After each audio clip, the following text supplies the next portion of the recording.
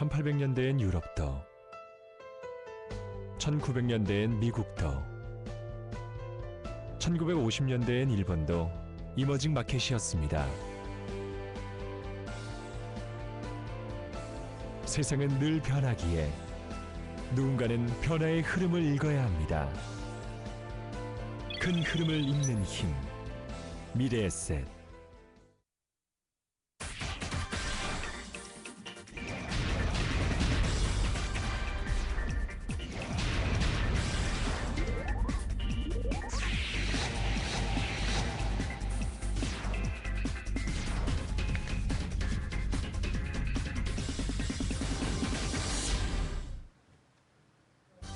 안녕하세요. 도연영입니다.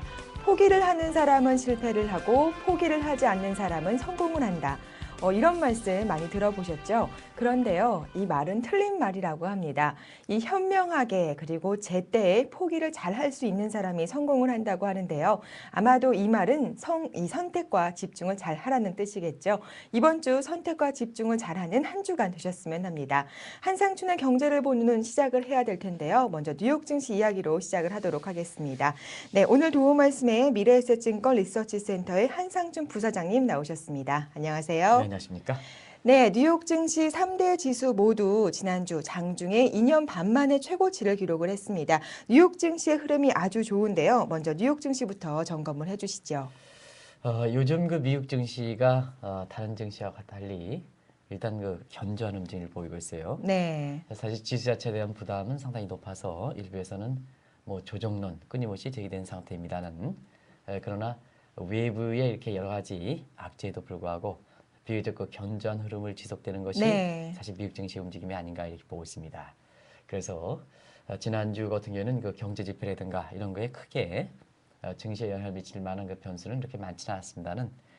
최근에 보면은 작은 맥을 스위칭하는 과정에서 미국 증시가 상대적으로 앞서 말씀드린 같이 그런 요인이 부각되면서 글로벌 그 자금들이 특히 그 신흥국에서 이탈된 자금들이 속속 유입되는 과정에서 주가가 아까 그 자막에도 나왔습니다는 또 말씀도 계셨습니다는 3대 지수가 모두 금융위기 이후에 최고치를 기록하는 네. 이런 그 양상을 보이고 있는데요. 최근에 보면 미국 증시가 이렇게 글로벌 그 증시에서 여러 가지 악재에도 불구하고 이 악재에 대해서 극복할 수 있는 완충 능력, 버블 이펙트가 이렇게 살아난 데에는 크게 아마 세 가지 요인이 전부 조건을 그 충족하기 때문에 그렇습니다. 일단은 국가 주도에 의한 경기가 민간으로 넘어가는 상태에서 요즘 그 고용 문제라든가 민간 소비와 관련된 문제가 지금 속속 개선되는 모습이 나오고 있거든요. 네.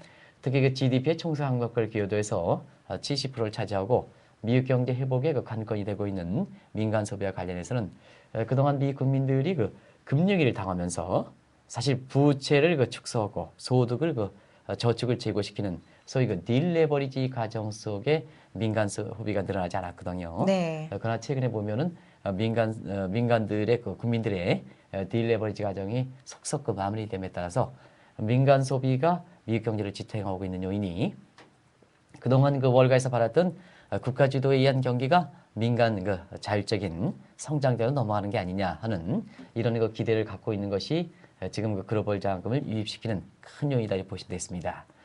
또 한 가지는 유동성적인 측면에서 보면 양적 완화 정책의 그 조기 이렇게 철회 이 문제가 거론되긴 합니다는. 일단 정책 당국의 입장에서는 양적 완화 정책의 그 지속적인 추진 가능성을 내비치는 상태에서 글로벌 그 자금들이 속속 유입되고 있고 또 한 가지는 증시가 좋음에 따라서 미국 내부에서도 그동안 그 불확실성 때문에 현금을 보유한다든가 또 대기화됐든 단기 부동화됐든 이런 자금들이 그 증시로 유입되는 과정에서 전체적으로 증시 주변의 유동성은 더 이렇게 커지는 이런 부분도 주가를 끌어올리는 배경이 되는 게 아닌가 생각합니다. 네. 그리고 투자 심리적인 측면에서 보면 최근에 주가가 이렇게 좋음에 따라서 이 채권에서 증시로 유입되는 이런 과정에서 소위 그 그동안 안정자산을 선호했던 리저트 투 리스크의 투자 성향에서 사실 최근에 있어서는 주식이라든가 이런 그 위험 자산 선호는 소위 그 flight quality 이런 현상이 좀 바뀜에 따라서 증시와 함께 그동안 그 침체 국면을 보였던 부동산 시장까지 다시 올라오는 네. 이런 양상을 보이고 있는 것이 최근에 미국 경제의 그 견실한 회복세 이것을 뒷받침해 준다 보겠고요. 이런 그 견실한 회복세가 지속되다 보니까 미국의 주가는 여러 가지 지수 부담이라든가 이런 악재에도 불구하고 사실 주가가 꾸준히 올라가는 이런 양상을 보이고 있다고 보시면 되겠습니다. 네, 미국 증시에 계속해서 돈이 몰리고 있는데요. 뭐 시기의 차이일 뿐 조정은 언젠가 나타날 그렇습니다. 겁니다. 지수라는 건 그렇지 않습니까? 예, 그럼요. 네네. 그렇기 때문에 항상 염두에 두고 이 대응을 해 나가야 할 것 같습니다. 그럼 여기서 한 가지 더 짚어보도록 할 텐데요. 일본 경제가 궁금합니다. 뭐 과도한 부채 때문에 현재 굉장히 어려운 상황에 처해 있는데 엔캐리 자금 또 우리 증시에는 좋지 않은 영향을 미칠지 걱정이 됩니다. 예, 어떻게 보세요? 네, 일단 일본은 이거 유럽 재정위기에서 국가 채무 문제가 GDP 한 200% 이상 그 넘음에 따라서 지금 상당 부분은 지금 일본 경제가 좀 어렵게 되고 있습니다. 왜냐하면 일본 경제 같은 경우에는 이미 그 국제 위상이 많이 추락되지 않습니까? 그래서 일본 경제 같은 경우에는 외환 보유고가 지금은 중국의 한 2분의 1 정도 네. 수준이고요.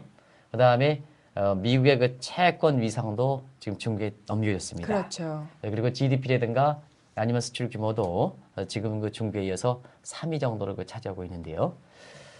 사실 최근에 보면 일본이 국가 신용등급이 9년 만에 스탠다드 포어스로부터 강등당한 데 이어서 국제금융 시장에서는 크게 영향을 주지 않다 하더라도 일본의 그 정치권을 중심으로 해서 조기 하해 문제가 본격적으로 거론된 상태이거든요. 네. 왜냐하면 지금 그 집권을 맡고 있는 간나오토 정부가 일본 국민로부터 지도가 지금 19.9%, 소위 조기 하해의 마지노선을 얘기하는 20% 밑으로 떨어진 상황이거든요. 네. 그런 각도에서 볼 때는 오늘 그 주요 그 매스컴에서 국내 매스컴에서 보면 일본의 그 조기 하해 문제, 중의원 해산 문제 이런 것이 본격적으로 거는 것도 바로 그런 측면에서 이해될 수 있다 이렇게 보시면 되는데요. 사실 지금 일본이 경기가 좀 살아날 기미를 보이지 않음에 따라서 지금 문제가 되고 있는 재정 적자라든가 국가 채무 문제는 앞으로도 쉽게 개선될 수 있는 성질의 것이 아닙니다. 네. 그래서 국내 증시 입장에서도 국가 신용등급이 올해 안에 일본이 그 추가적으로 하락할 가능성이 있는데요. 중요한 것은 이 국가 신용등급이 추가적으로 하락하고 정치권이 그 조기에 하야 된다면 일본의 그 국가 부도 디폴트에 대한 우려가 국내 증시에서 또 글로벌 증시에서 제기될 수가 있습니다. 그렇죠. 근데 만약에 일본이 아직 위상이 떨어질 때 하지만 일본이 차지하는 세계 경제라든가 국제금융 시장의 위상을 감안해 볼 때 디폴트에 빠진다면 굉장히 큰 위험이 되겠죠. 네. 그러나 일본은 이 디폴트의 그 관건을 보이는 재정 적자의 그 메우기에서 발행했던 국채를 95%가 일본 국민들이 갖고 있기 때문에 예.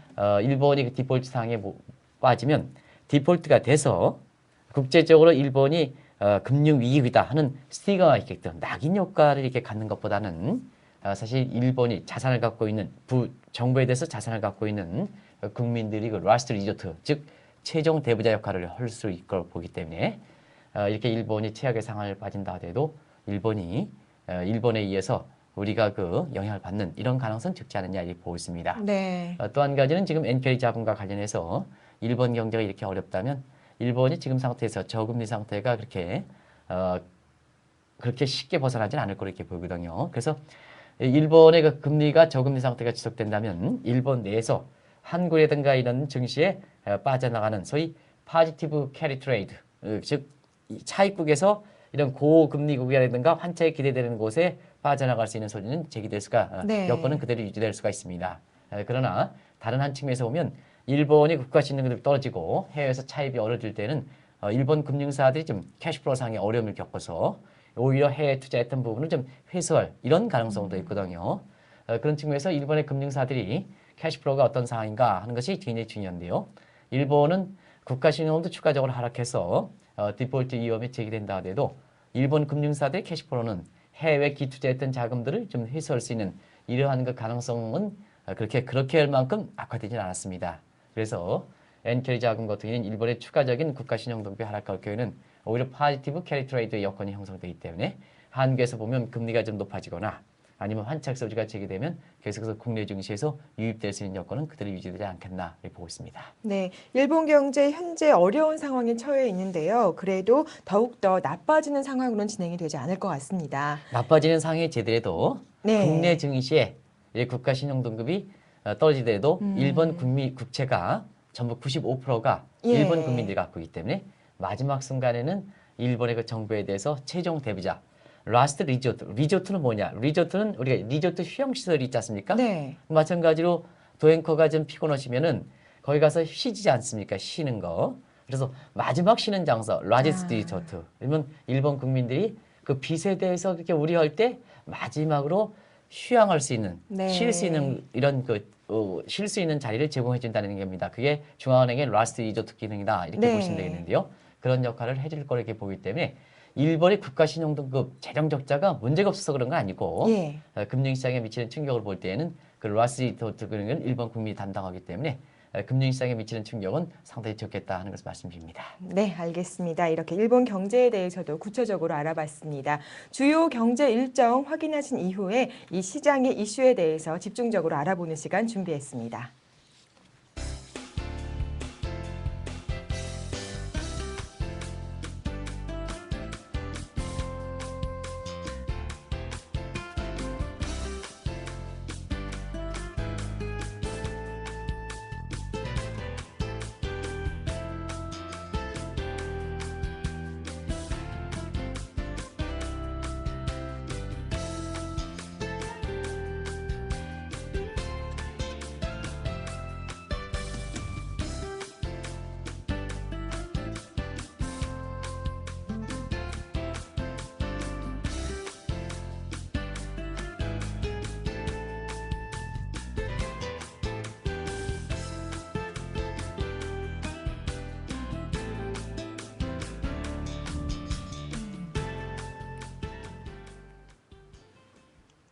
네, 지난 주말 프랑스 파리에서는 G20 재무장관 중앙은행 총재회의가 열렸습니다.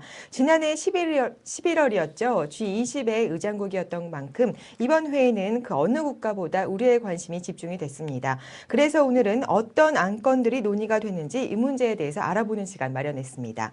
지난 주말 프랑스 파리에서 G20 회의가 열렸는데요. 먼저 어떤 안건들이 나왔는지부터 정리를 해주시죠. 네, 미래세 미디어에서 이게 G20과 관련해서 굉장히 좀 주력해서 네. 국민들한테 홍보를 많이 한 것 같아요. 그런 만큼 이 회의 진행 사항이 어떻게 될까 하는 것에 궁금해하시는 분들이 상당히 많을 거로 생각하는데요. 지난 주말에 현지 시간으로 18일, 19일 프랑스 파리에서는 G20 재무장관 중앙은행 총재회의가 열렸습니다. 요건 이제 올해 정상회담의 어떤 실무급적인 성격을 갖고 있다 이렇게 보시면 되겠는데요. 실질적으로 여기서 다 결정합니다. 네. 정상들은 이제 정상회담에서 그냥 선언적인 의미를 갖고 있거든요. 그래서 이 내용을 보면은 증시 입장에서 앞으로 이슈가 되고 그다음에 어떤 쪽이 이렇게 영향을 미칠까 하는 것을 어느 정도는 감을 잡을 수 있다 이렇게 보시면 되겠는데요. 안건 자체가 상당히 좀 이렇게 굵직굵직합니다. 그래서 이번에 그 G20 이렇게 재무장관 회담은 작년 11월에 열렸었던 G20 서울 정상회담의 후속적인 성격을 갖고 있다 이렇게 보시면 되겠는데요. 그런 만큼 시청자분께서 이번에 안건은 G20 서울 정상회담에서 다뤘던 내용들이 주류를 잇고 있다. 그러면 그때 주류를 내었던 안건들이 뭐냐 하면 일단은 그 글로벌 불균형의 해소 문제. 예. 이건 뭐 가장 먼저 꼽고 있죠. 그래서 지금 이제 위기를 거치면서 승자 효과를 나는 국가가 있고 그다음에 패자 효과를 나는 국가가 있기 때문에 우리의 그 계층 간 양극화에 해당되는 국가별로 무역 불균형, 글로벌 불균형은 더 심화된 상태거든요. 네. 그래서 이것을 그 효과적으로 이렇게 줄이기 위한 해소 방안이 이번에 집중적으로 거론됐다 이렇게 보시면 되겠고요. 올해 들어서 아마 그 시청자분 중에서 가정의 그 주부 되시는 분 같은 경우에는 가장 올해 들어서 가장 어려운 게 뭡니까 이렇게 말씀드리면 아마 그 인프레 문제, 네, 장바구니 맞습니다. 물가 문제 이렇게 예. 그 중에서도 이제 식료품 가격과 같은 이런 문제가 아닌가 이렇게 생각하는데요. 그런 만큼 그 식량 위기 문제라든가 신흥계 인프레를 방지하기 위한 이런 방안도 거론됐다 이렇게 보시면 됐습니다. 네. 또 한 가지는 올해가 그 위기 발생 3년 차를 맞지 않습니까? 그래서 위기 발생 그 3년 차를 맞아서 금융위기가 어느 정도 극복됨에 따라서 이제는 차후에 세계 경제가 다시 이러한 어려운 사태를 봉착하지 않도록 금융위기 재발 방지를 위한 방안들도 집중적으로 거론됐다 이렇게 보시면 되겠습니다. 또 한 가지는 이번에 그 위기가 미국에서 발생한 만큼 아무래도 그동안 그 기축통화 역할을 하고 있던 달러 문제가 네. 사실 그 위상이 좀 많이 떨어졌기 때문에 여러 가지 그 어려운 점을 이게 봉착하고 있거든요.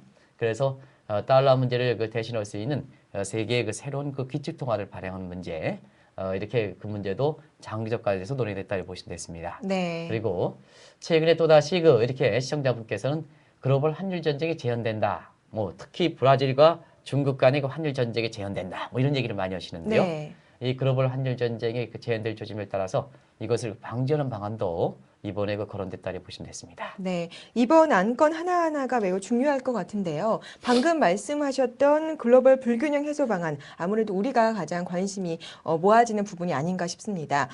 집중적으로 거론이 됐다 이렇게 말씀하셨는데 자세히 설명을 해주시죠. 아무래도 이제 글로벌 불균형에 있어서는 경상수지 가이드라인, 예시 가이드라인이라고 표현을 하는 사람도 있고 네. 그냥 뭐 가이드라인 이렇게 하셔도 괜찮겠습니다. 가이드라인 되는 구체적인 실행 방안, 액션 플랜을 만들 것이냐 이 문제인데요.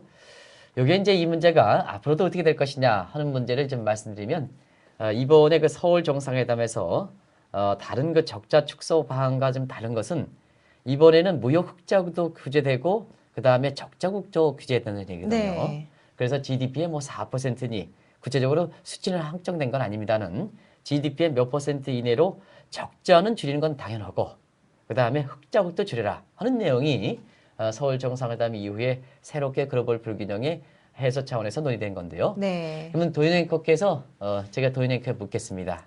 지금은 그 시장 경제 원리 있지 않습니까? 자기 활동에 따라서 투자 수익도 내고 그다음에 국가별로는 무역 수지 흑자가 내는 거거든요. 그런데 돈을 잘 벌었는데 경제활동을 다 해서 돈을 잘 벌었는데 다른 국가를 위해서 이 흑자 규모를 줄여라. GDP의 몇 프로 줄여라. 이러면 사실 그 흑자국 입장에서는 좀 그럼요. 그죠? 화나죠. 네, 화나죠? 예. 그러니까 화난 그 부분에 의해서 화난 국가들이 어디냐 하면 세계적으로 보면 지금 무역 흑자 규모가 가장 큰 국가가 독일과 그다음에 중국이거든요. 네. 그래서 독일과 중국 같은 이런 국가들이 사실상 그 반대로 인해서 이번에도 관심이 됐던 그 글로벌 불균형을 위한 행동 규범 마련에 실패했다 이렇게 보시면 되겠습니다. 예. 자꾸 실패하다 보니까 글로벌 불균형 문제는 굉장히 세계 경제 현안이 되는데 자꾸 이해관계 대립해서 되겠습니까? 그래서 이번에는 그 새로운 평가 지표에 해당되는 요거에 준 전제 조건에 해당된다 이렇게 보시면 되는데요. 네. 뭐 재정 수지라든가 저축이라든가 해서 이 글로벌 불균형과 관련된 이러한 그 불균형의 확대 요인에 여러 가지 변수들이 있습니다. 네. 이런 걸 종합적으로 고려해서 예비 지표에 해당되는 평가 지표를 마련한 것. 이것은 좀 이번 그 회담의 최대 성과로 꼽았다 이렇게 보시면 되겠습니다. 네, 뭐 평가 지표는 마련은 했지만 말씀하셨던 것처럼 행동 규범을 마련하는 데는 근본적인 실패를 문제요. 했습니다. 네네. 네. 예, 또 하나의 이슈가 됐던 것이 바로 식량 위기 그리고 신흥국들의 인플레 방지 방안입니다. 이 부분은 또 어떻게 논의가 됐나요? 식량 문제가 되는 것은 세계적으로 보면 가장 큰 문제가 지금 되고 있는데요. 사실 그 식량의 위기 문제 관련해서 식량을 그 수입하는 국가, 식량을 그 생산하는 국가 같은 경우에는 입장차가 있습니다. 네. 그러면 식량을 대부분 다 수입하는 이런 국가들 같은 경우에는 식량에서 식량품 가격이 올라갈 경우에는 굉장히 부담이 크겠죠. 그럼요. 전형적으로 우리나라가 거기에 해당되는 것이 아닌가 네. 생각하는데요. 식량을 생산하는 국가는 어떨 것이야? 그러면 생산하는 국가는 식량 가격이 올라가면 올라갈수록 좋겠죠. 네? 네. 안 그렇습니까? 그죠? 그래서 이런 이해관계가 있기 때문에 식량의 그 위기와 관련해서 대부분 다 곡물 시장에 들어갔던 투기 자본의 그 규제 문제가 이번 회의에서 집중적으로 건드는데요. 이 농산물을 수출하는 국가, 소위 이건 이제 전문적인 용어로 케인전 그룹이라고 그러거든요. 네. 이 농산물을 수출하는 국가와 농산물을 그 수입하는 국가 간의 입장차, 특히 농산물 수출하는 국가 중에서 주도국인 그 미국의 반대로 인해서 사실 이번에 합의에 실패했다 이렇게 보시면 되겠습니다. 그리고 합의의 실패는 하긴 했습니다는 인플레의 그 문제가 워낙 지금은 증시에서 영향을 미칠 만큼 네. 가장 큰 현안이 되다 보니까 신흥계 인플레 문제는 그동안 금리 인상으로 잡아왔습니다는 사실 시청자분께서도 중국 증시와 관련해서 우리가 중국 경제 좋은데도 불구하고 지난 1년 동안 금리를 대폭적으로 인상해 왔습니다는 인플레를 잡는 데 실패했지 않습니까? 네. 왜냐하면 대부분 다 인플레 요인이 경기 과열되었다는 인플레 요인보다는 요새 그 인플레 얘기할 때 이런 얘기를 많이 하죠. 에그플레이션, 골드플레이션, 피시플레이션, 네. 그 다음에 비지플레이션. 이렇게 이제 뭐냐면 에그플레이션은 농산물발, 그 다음에 피시는 수산물발, 그리고 골드는 금, 그 다음에 비지는 식료품 가격발, 네. 비지터블. 이런 것을 이렇게 나오는 것은 대로 인플레 요인인데 대부분 다 코스트 푸시, 공급 측 요인이다 이렇게 보시면 되겠거든요. 그런 것 같아서 이번 회담에서는 금리 인상보다는 신흥국들이 자국의 그 통화를 그 절상하는 이런 방안을 들어서 인플레 안정책을 특히 그 선진국이라든가 IMF에서 요구했는데요. 사실 신흥국들이 이것을 받아들일 경우에는 자국 통화가 강세가 돼서 수출이라든가 경기에 미치는 부작용이 되기 때문에 네. 또 다른 그 환율 전쟁에 빌미를 제공할 수 있는 소지가 되지 않겠나 보고 있습니다. 네, 다 함께 잘 살기 위한 합의 방안이 빨리 마련됐으면 좋겠는데요. 또 각국의 이해관계가 얽혀 있다 그렇습니다. 보니까 쉽지가 않은 것 같습니다. 지금 한 이 정도 됐으니까요. 3년 정도의 금융위기를 끌어왔던 거죠. 마무리가 되는 시점에서 금융위기 재발을 방지하기 위한 방안에도 관심이 집중이 되고 있습니다. 이 부분은 어떻게 논의가 됐나요? 이 부분은 상당히 진척됐다 네. 보시면 되겠습니다. 비교적 회담 이전서부터 이 금융위기 재발 방지를 위해서는 2000년대 아시아 국가들이 외환위기 재발 방지 차원에서 태국의 그 치앙마이에서 위기 재발 방지를 위해서 논의됐던 내용들이 이번에 그 금융위기 발생에도 불구하고 아시아 국가들이 충격을 드러는데 상당히 효과적이다 해서 네. 이미 이전부터 이 치앙마이 이니셔티브에 이렇게 논의됐던 내용들을 받아들여야 된다 하는 이런 데에 컨센서스가 형성되기 때문에 비교적 그 진전이 많이 이루어졌다 이렇게 보시면 되겠습니다. 그러면 금융위기 방지를 위해서 치앙마이 이니셔티브는 어떤 내용을 담고 있을까 하는 것을 중요한 순서대로 몇 가지 말씀드리면 네. 일단은 그 위기 재발을 위해서 이렇게 캐시플로우 차원에서 안정기금을 마련하는 게 굉장히 중요합니다. 그래서 위기 재발 방지를 위한 안정기금, 소위 세프티 펀드를 만드는 것은 어느 정도는 회원들 사이에 긴박성을 인정을 할 만큼 굉장히 컨센서스가 지금 형성됐다 이렇게 보시면 되고요. 네. 또 한 가지는 과거에는 금융 지원이 지난해도 이제 그리스와 재정위기가 관련해서 막상 위기가 터지고 나서 화들짝 놀라서 그때 자금을 지원해주면 사실 위기가 터지고 나서 국민들이 고통을 당한 상태에서 아무리 사후적으로 자금을 지원해봐야 무슨 소용이 있겠습니까?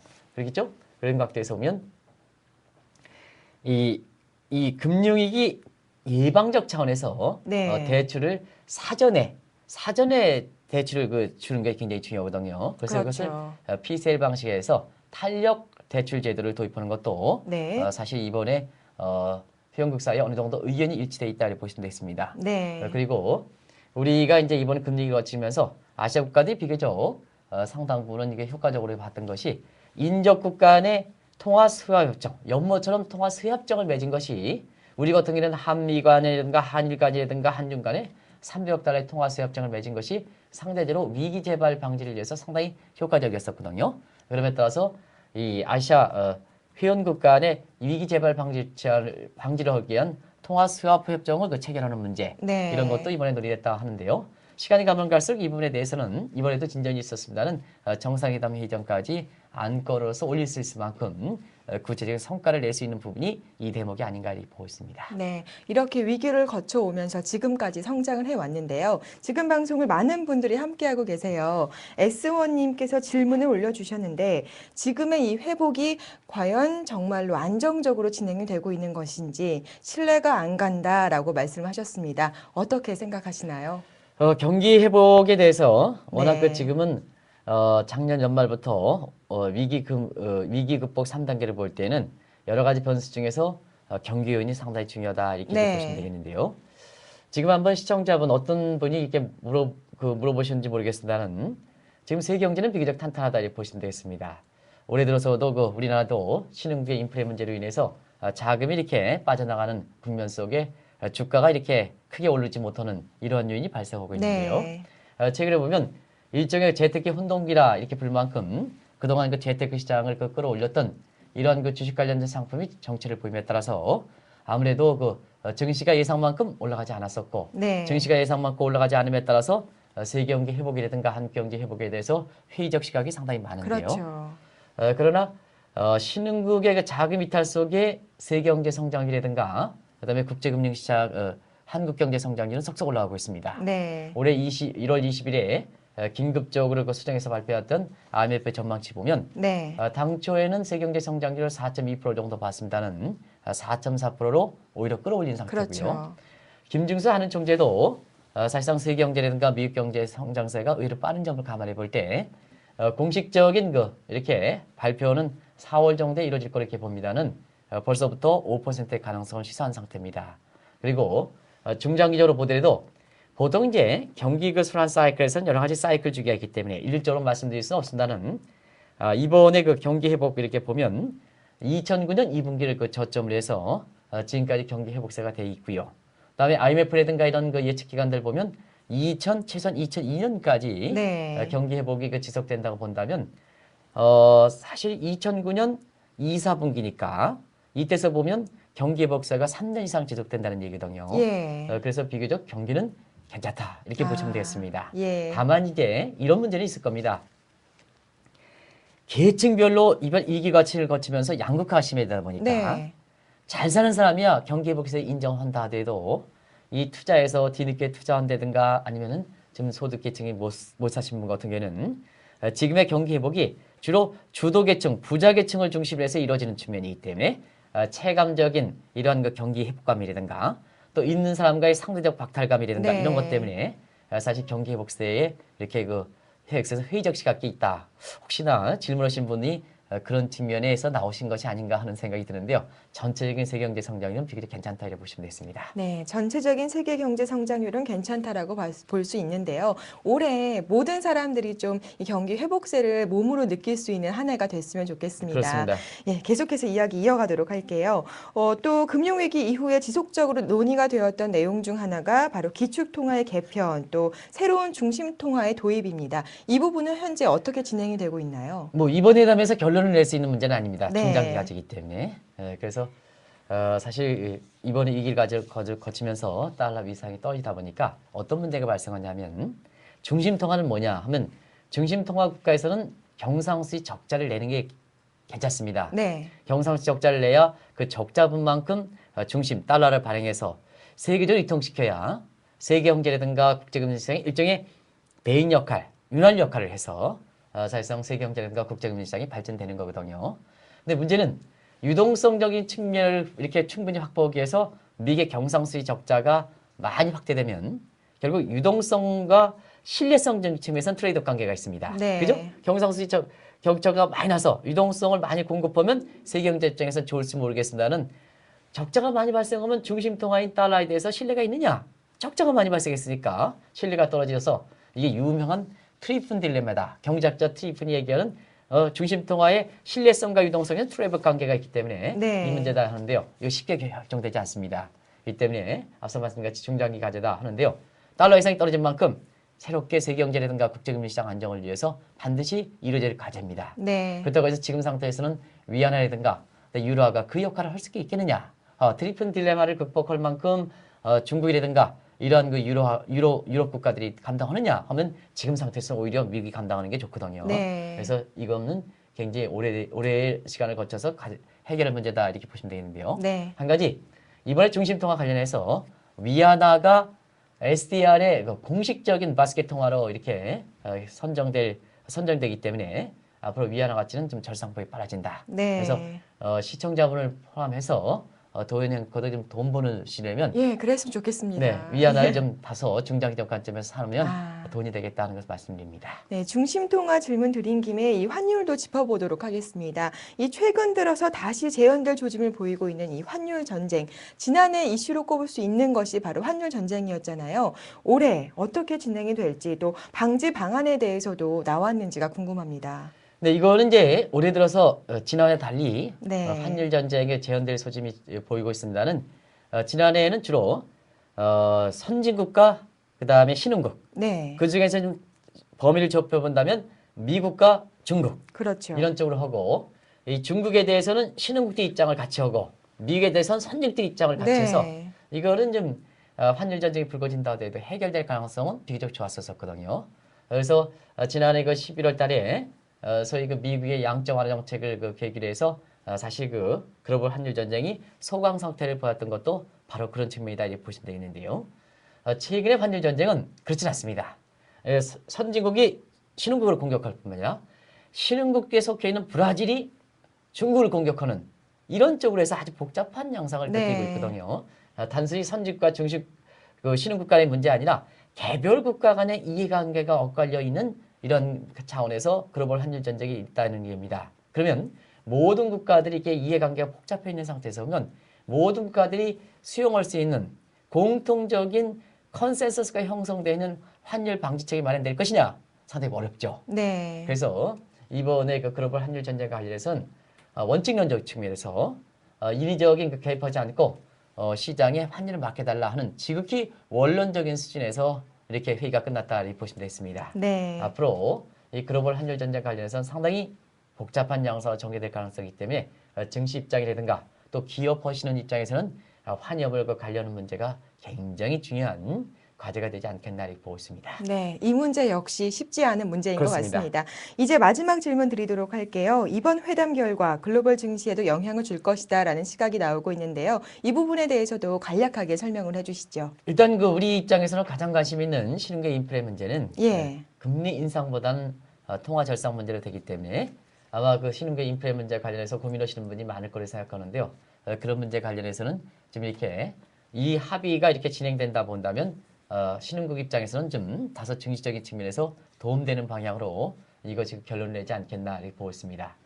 또 한 가지는 금융위기 재발 방지 차원에서 사실 이번에 애프터 크라이시스 문제, 위기 3년째 발생하는 애프터 크라이시스 문제가 본격적으로 거론됐는데요. 네. 그런 차원에서 보면 재정 적자라든가 국가 채무 문제 같은 이런 선진국의 이런 애프터 크라이시스 문제라든가 신흥계 인플레 문제는 그 사안의 중요성을 볼 때 시간을 갖고 이렇게 중요성만 인정하면 되는 거거든요. 그래서 그 중요성대로 구체적인 그 정책 대안을 마련할 거로 이렇게 보이기 때문에 증시 입장에서는 주변의 그 정책 여건이 시간이 가면 갈수록 개선되지 않겠나 이렇게 보고 있습니다. 네, 알겠습니다. 오늘 한상춘의 경제를 보는 눈에서는요, G20 회의에서 논의된 내용들에 대해서 이야기 나눠봤습니다. 오늘 함께해 주셔서 감사합니다. 네, 고맙습니다. 네, 오늘 방송 역시 많은 분들이 함께해 주셨는데요. 질문을 주셨던 S1님께서 감사한 말씀과 함께 전체적으로 좋아도 저 같은 서민은 점점점 이런 글을 남겨주셨습니다. 모쪼록 올 한 해는 우리 모두가 이 따뜻함을 느끼는 한 해가 됐으면 좋겠습니다. 네, 오늘 함께해 주셨던 또 댓글을 남겨주셨던 분들께 진심으로 감사드립니다. 다음 주도 함께해 주세요. 안녕히 계세요.